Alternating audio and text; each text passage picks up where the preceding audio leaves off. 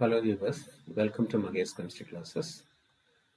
இது coordination chemistry discuss பண்றோம். Previous videoல classification of ligands, IUPAC nomenclature, isomerism and theories of coordination compoundsல Werner theory வரை discuss பண்ணிருந்தோம்.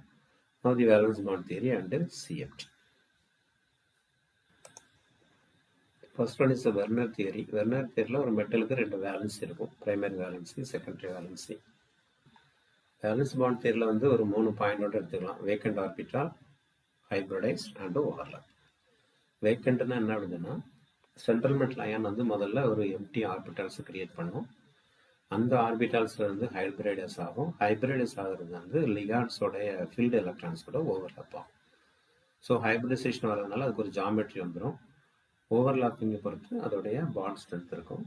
இதில் இருக்கக்கூடிய பாண்டு டைப் வந்து நமக்கு coordination covalent bond. The central metal ion makes available as many number of empty orbitals equal to its coordination number. அது coordination number 4னா 4 empty orbitals create பண்ணும். எதுக்காக? For bond formation. The appropriate vacant orbitals undergo hybridization. ரெண்டாவது வந்து hybridization போகும். எதுக்காக? Gives definite geometry. அந்த empty hybrid orbital வந்து overlap ஆகும். எது கூடனா the filled orbital of the ligand. The bond type is the coordinate bond. So இங்கே நம்ம எக்ஸாம்பிள்ஸில் நிறைய ஹைப்ரிடைசேஷன், ஜாமெட்ரி இதெல்லாம் கொடுத்துருக்கோம்.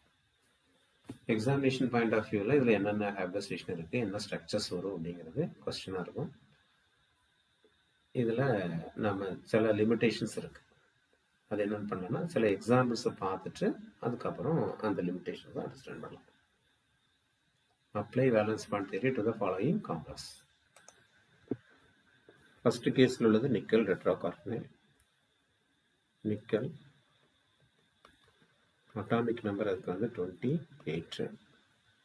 So it is 3D8 4s2 system. Nickel டெட்ராகார்பன்ல நிக்கலுடைய ஆக்சிஜன் ஸ்டேட் வந்து 0. இது நியூட்ரல் லிகாண்ட், அதனால 0. So outer shell electronic configuration எப்படி இருக்கும் நிக்கலுக்கு அப்படின்னு பார்த்தா, டி செல்லில் இருக்கக்கூடிய அந்த எலக்ட்ரான்ஸ் எப்படி நீங்கள் போட்டுருக்கோம். ஸோ இதில் வந்து 5 ஓரியன்டேஷன், ஒரு 4s ஒன்று, அடுத்தது 4s வந்துன்னா 4p அண்ட் 4d வந்து என்ன பண்ணிடும் வந்துடும். ஸோ இது 3d and this is 4s and this is 4p. டியில் இருக்கக்கூடிய எலக்ட்ரான்ஸ் வந்து 8 எலக்ட்ரான்ஸ். ஸோ 1 2 3 4 5 8. 4s இருக்கக்கூடிய எலக்ட்ரான் வந்து 2 எலக்ட்ரான். Electronic configuration. லிகாண்ட் வந்து கார்பனைல் லிகாண்ட் வந்து 4 லிகாண்ட்ஸ் வந்து இதில் இருக்குது, 4 கார்பன் லிகாண்ட்ஸ். இது என்ன கான்செப்ட்னா இது நமக்கு தெரிஞ்சிருக்கணும். இது வந்து strong ligand, carbon monoxide strong ligand. அப்போ ஸ்ட்ராங் லிகாண்ட் அப்படிங்கிறதுனால இந்த வேக்கண்ட் செல்லுலலாம் அந்த எலக்ட்ரான்ஸை பேர் பண்ணி விட்டுரும். ஸோ இந்த இதில் என்ன வருது அப்படின்னா, இந்த 5 2 3 4 ஃபர்ஸ்ட் செல், செகண்ட் செல், தேர்ட் ஒன், இது ரெண்டும் என்ன ஆயிருது, பேரிங் ஆயிருக்கு. 4s எலக்ட்ரான்ஸ் வந்து. அப்போ 4sல வந்து எம்டியாக இருக்குது, 4pல எம்டியாக இருக்குது. So according to VBT, empty vacant orbitals are generated by the metal. இப்போ இதில் என்ன ஹைப்ரிடைசேஷன் ஆகிருக்கு, இது கிரியேட் பண்ணுறதுக்கு ஒரு S and 3p. It is sp3 hybridisation. அப்போ இந்த நிக்கல் டெட்ராகார்பனல் காம்ப்ளெக்ஸில் NiCO4 காம்ப்ளெக்ஸில் இந்த 4 லிகாண்டும் இங்கே எலக்ட்ரான்ஸை சப்ளை பண்ணும். 8 எலக்ட்ரான்ஸ் இங்கே சப்ளை பண்ணும்போது நிக்கல் டெட்ராகார்பனல் ஃபார்ம் ஆகுது. ஹைப்ரிடைசேஷன் என்ன நமக்கு, sp3, no unpaired electron, n is equal to 0. Okay, இதுதான் வேலன்ஸ் பாண்ட் தியரியோட கான்செப்ட். அப்போ மேக்னெட்டிக் மூமெண்ட் வந்து நம்ம கால்குலேட் பண்ணுறதுக்கு ஒரு ஃபார்முலா கொடுத்துருப்பாங்க, n into n plus 2, இதோட square root form. Spin only magnetic moment C. இது வந்து கார்பனைல், நிக்கல் கார்பனைலுக்குள்ள ஸ்ட்ரக்சர். அடுத்து நிக்கல் ஸ்ட்ரக்சருக்கு போகிறோம். இதில் என்ன எடுத்துக்கிறோம்னா, இப்போ nickel cyanide CN4-. Again it is a strong ligand. அதுலேயும் சயனைடு வந்து சேம் காம்பினேஷன் இருக்கிறதுனால நிக்கல் 2+ இருக்குது. Writing the electronic configuration of nickel.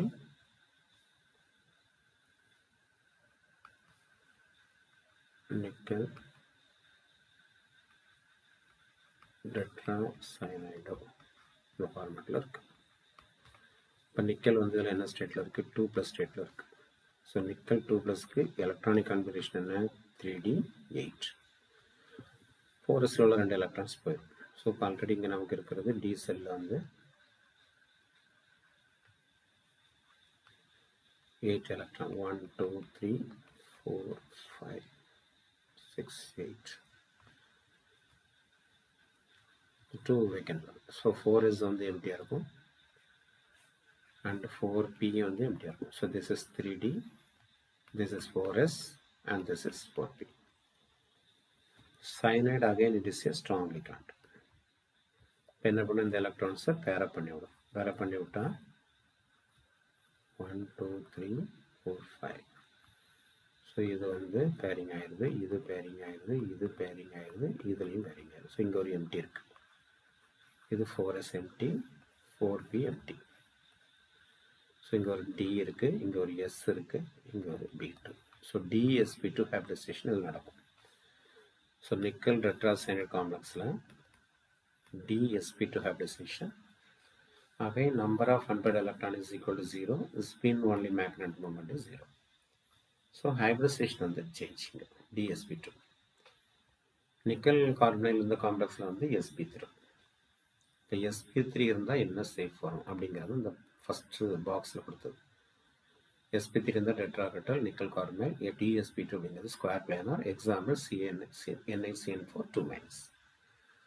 So எந்த ஹைப்ரிடைசேஷனுக்கு எந்த ஸ்ட்ரக்சர்ஸ் நமக்கு வருது அப்படிங்கிறது. ஓகே, அடுத்தது FeCN6 3 மைனஸ்.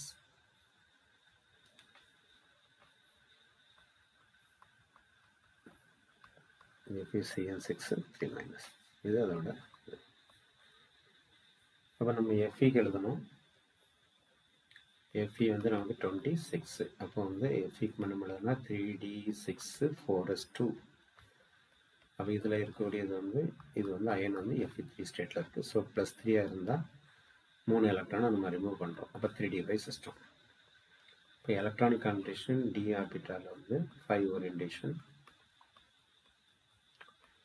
1 2 3 4 5 இது இருக்கும்.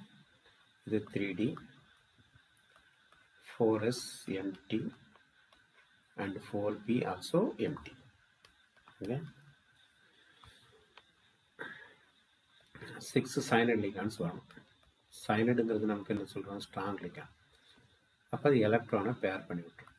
ஸோ எல்லாமே அதை ஃபோர்ஸ் பண்ணி அதோட இன்னர் லெக்கு பண்ணும். ஸோ இங்கே ஒரு எலக்ட்ரான், அந்த எலக்ட்ரான் இங்கே வந்துடும். ஸோ அடுத்தது பேர் பண்ணால் இதில் வந்துடும், அடுத்தது பேர் பண்ணால் 5 எலக்ட்ரான்ஸ். அப்போ டியில் வந்து 2, எஸ்ஸில் 2, S1, அப்புறம் பியில் D2S D3. 6 பிளேஸ் வர்றதுக்கு வந்து இந்த மாதிரி அதில் ஹைப்ரிடைசேஷன் ஆகும். ஸோ இங்கே இந்த கேஸில் 3. ஸோ டோட்டலாக D2sp3 ஹைப்ரிடைசேஷன். இந்த D2sp3 ஹைப்ரிடைசேஷன் இருந்தால் correct structure after. Number of unpaired electron இங்கே இருக்கிறது 1. அப்போ spin only magnetic moment calculate பண்ணால் formula n × n+2. So 1 × 3 is equal to √3. √3 ஓட வேல்யூ வந்து 1.732 போர் மேக்னெட். ஓகே, ஸோ இந்த மாதிரி வேலன்ஸ் பாண்ட் தியரியை நம்ம இதுக்கு அப்ளை பண்ணுறோம். அடுத்த எக்ஸாம்பிள் வந்து COF6 3-. அதை நீங்கள் ப்ராக்டிஸ் பண்ணிங்கன்னா கோபால்ட் வந்து F6ங்கிறது வீக் லிகாண்டு. கோபால்ட்டுக்கு வந்து இதில் வந்து என்ன ஸ்டேட்டில் இருக்குது, +3 ஸ்டேட்டில் இருக்குது. இப்போ கோபால்ட் 3+க்கு நம்ம எலக்ட்ரானிக் கான்ஃபிகரேஷன் எழுதிடணும். 3d6. இந்த Fங்கிறது வீக் லிகாண்ட். ஸோ என்ன ஹைப்ரிடைசேஷன் வரும் அப்படிங்கிறது நீங்கள் ஒர்க் அவுட் பண்ணிப்பார். இந்த கேஸில் ஹைப்ரிடைசேஷனை பொறுத்து அதோட ஸ்ட்ரக்சர்ஸ் இருக்கும் அப்படிங்கிறத கொஞ்சம் இதை ரீகால் பண்ணிவிடுங்க. ஸோ லிமிட்டேஷன் என்ன அப்படின்னா, it does not explain the color of the complex, spin only magnetic moment is considered, does not provide any quantitative explanation for the outer and inner orbital complexes. Okay, இது நம்ம சில கேஸில் இதை strong லிகான்னு சொல்கிறோம். அது எப்படி ஸ்ட்ராங் லிகான், அது quantitative relations நமக்கு கொடுக்கல. ஸோ அது வந்து இதோட ஃபெயிலியர்ஸ். ஓகே, நெக்ஸ்ட் நம்ம பார்க்கக்கூடியது crystal field theory. So according to crystal field theory, there is an electrostatic interaction between the metal atom or ion and ligands. மெட்டலுக்கும் லிகாண்டுக்கும் ஒரு எலக்ட்ரோஸ்டேட்டிக் இன்ட்ராக்ஷன் இருக்கு. ஒரு மெட்டல் ஆட்டம் ஐசோலேட்டடாக இருந்ததுன்னா அந்த 5d ஆர்பிட்டால்ஸும் ஈக்குவல் எனர்ஜியாக தான் இருக்கும். That is called degenerate. இந்த 5d orbitals எதெல்லாம் dxy, dyz, dzx, dx squared y squared, dz squared, all are having the same energy. அப்போ இதே இது வந்து லிகண்ட் வந்து சரௌண்ட் அன்சிமெட்ரிக்கில் போகும்போது அதோடைய எனர்ஜி லெவலில் வந்து நம்ம ஸ்ப்ளிட் ஆகும். ஸ்ப்ளிட் ஆகி நமக்கு எத்தனை பருவம் உண்டு? 2 செட்டாக வந்து வருது. ஒன்று T2G செட்டு, இன்னொன்று இந்த இது எல்லாமே T2G செட்டு, இந்த ரெண்டும் நமக்கு வரக்கூடியது EG செட்டு.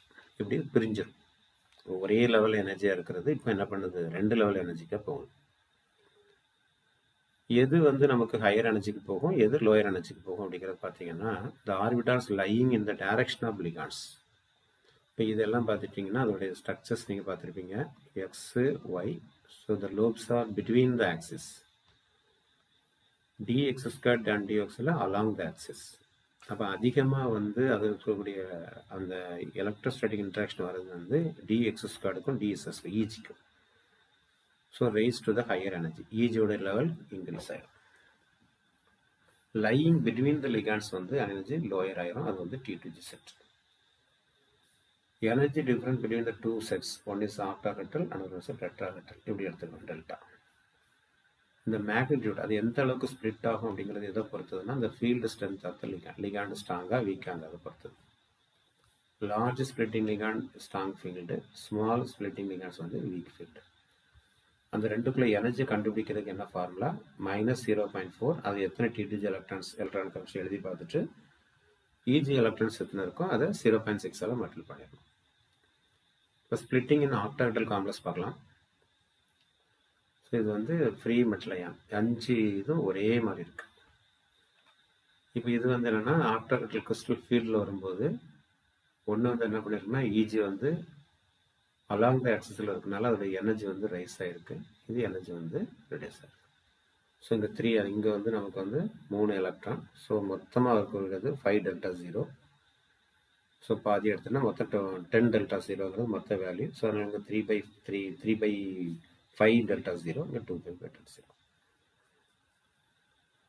ஸ்பிளிட்டிங் இன் டெட்ராஹெட்ரல் காம்ப்ளெக்ஸ் அதோட ஸ்ட்ரக்சர்ஸில் லிகாண்ட்ஸ் மாறி இருக்கிறதுனால இங்கே வந்து ஸ்பிளிட்டிங் ரிவர்ஸ் ஆயிடும். T2G வந்து லோயராக மாறிடும். இந்த இடத்துல வரக்கூடியது T2G. இதில் இங்கே வரக்கூடியது EG லோயர் ஆயிரும். T2G இருக்கு இல்லையா, அது கிரேட்டர் ஆயிரும். இந்த DXY DZ. So reverse in order. So இது வந்து இந்த ஸ்பிளிட்டிங். இது தியரி பார்ட். இப்போ இதில் கொஸ்டின்ஸ் வந்து எப்படி வரும் அப்படின்னா, CFSC வேல்யூ என்ன, எதுக்கு CFSC அதிகம், ஸோ ஹையர் வேல்யூ வந்து எதுக்கு அதிகமாக இருக்குது, இதில் இருக்கக்கூடியது ஸ்ட்ராங் ஃபீல்ட் லிகாண்டில் இருக்கும்போது எத்தனை அன்பேட் எலக்ட்ரான் இருக்குது, வீக் ஃபீல்டாக இருக்கும்போது எத்தனை அன்பேட் எலக்ட்ரான். ஸோ இந்த மாதிரி கொஸ்டின்ஸ் தான் அது வந்து ப்ராக்டிக்கல் ஓரியண்டாக இருக்கும். ஸோ அது நம்ம கொஸ்டின்ஸில் வரலாம். அடுத்த கான்செப்ட் இதில் effective atomic number rule. Effective atomic number rule அப்படிங்கிறது என்ன அப்படின்னா, அதில் இருக்கக்கூடிய எலக்ட்ரான்ஸ் எல்லாத்தையும் ஆட் பண்ணிட்டு வரும்போது ஒரு ரேர் கேஸ் கான்ஃபிகரேஷனோட எலக்ட்ரான் வந்தால் அது ஸ்டேபிள். ஸோ அதனால் இதுக்கு இன்னொரு பேர் வந்து 18 electron rule. The total number of electrons present surrounding the core metal ion is known as the complex effective atomic number, EAN. The EAN rule is also known as the 18 electron rule. It is computed as the sum of electrons on the metal ion and the number of electrons designated by ligands using the formula. Metal atomic number of ligands and the electrons provided by the each ligands. Minus மெட்டலோடைய positive oxygen states. இப்போ இதை calculate பண்ணிங்கன்னா உங்களுக்கு ஈஸியாக புரியும். EN of the cobalt in this ligand CONH6 can be calculated. Atomic number என்னன்னா கோபால்ட்டுக்கு 27 போட்டாச்சு.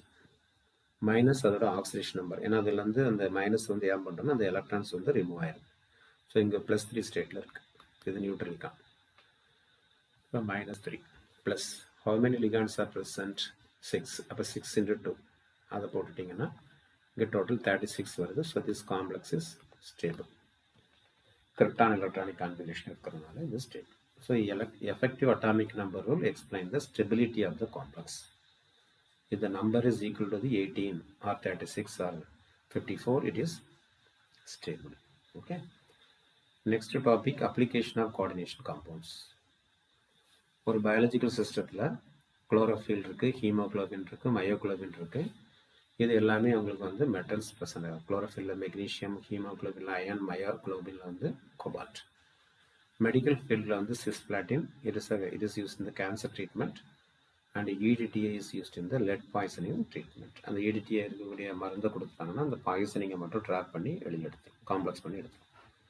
Catalyst Wilkinson catalyst, இது triphenyl phosphine chloro rhodium complex dehydrogenation of alkanes.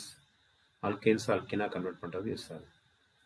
Ziglar Natta catalyst, it is use in the polymerisation of ethylene. Polythene தயாரிக்கிறதுல இது வந்து use ஆகுது. Okay. So this is the end of our presentation. Thank you for watching.